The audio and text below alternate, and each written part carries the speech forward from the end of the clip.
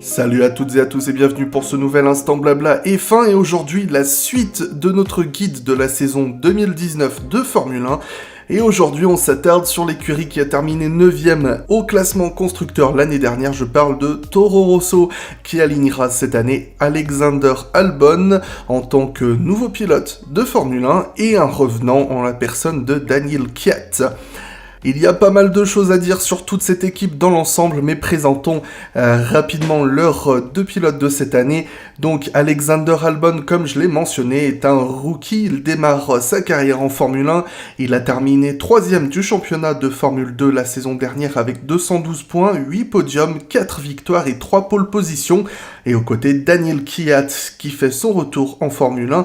Le pilote russe a pris part à 72 Grands Prix, marqué 133 points et monté sur 2 podiums, avec comme meilleur résultat une 2ème place lors du Grand Prix de Hongrie 2015 et comme meilleur classement au championnat une 7ème place en 2015. Alors on va rapidement présenter Alexander Albon pour ceux qui ne le connaissent pas. Le pilote thaïlandais est un ancien du programme junior de Red Bull, principalement parce que à l'époque ses performances n'avaient pas particulièrement convaincu Helmut Marko et les instances Red Bull. Mais cette année, il a fait une assez bonne saison en Formule 2, surtout la 2e partie de saison, puisqu'il était mathématiquement en lice pour le titre jusqu'à la dernière course, et il a perdu la 2e place du championnat pour quelques points au profit de Lando Norris. Donc la seconde partie de saison d'Alexander Albon était très sérieuse. Alex Albon avait un contrat en Formule I pour rouler en Formule I, mais Red Bull a racheté le contrat pour faire revenir Albon au sein de la filière Red Bull et lui offrir ses débuts en Formule 1. À ses côtés, Daniel Kvyat ou Kvyat, je sais pas comment ça se prononce. Je sais même pas si quelqu'un sait vraiment comment ça se prononce. Bref, le pilote russe fait son retour dans la filière Red Bull après avoir été également évincé à la fin de l'année 2017. Il a trouvé refuge la saison dernière chez Ferrari en tant que pilote de simulateur, mais il semble que cette saison de passage à vide pour Kvyat ait été un motif de motivation pour Toro Rosso pour le réembaucher. Alors évidemment, c'est une aberration sans nom. Je ne vais pas me permettre de donner un jugement négatif sur Daniel Kvyat ni sur Alexander Albon. Pour moi, ce sont deux bons pilotes. J'ai pas vraiment d'avis sur Albon, puisque moi, il m'a pas vraiment convaincu jusqu'à présent. Mais pour moi, Daniel Kvyat était un bon pilote en Formule 1. Pour rappel, il a commencé sa saison en 2014. Il avait fait une saison relativement correcte, mais assez irrégulière dans l'ensemble.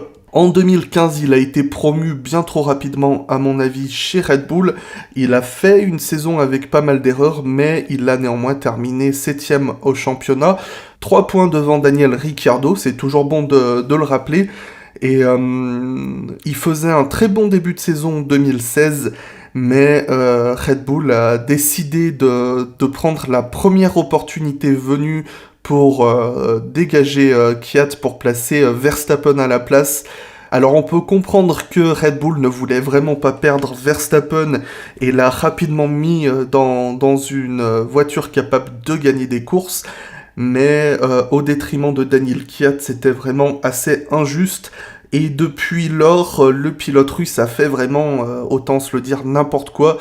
Il a été dominé par Sainz et en 2016 et en 2017, beaucoup d'erreurs, et autant dire que les performances n'étaient plus là alors qu'il avait prouvé qu'il en avait les capacités.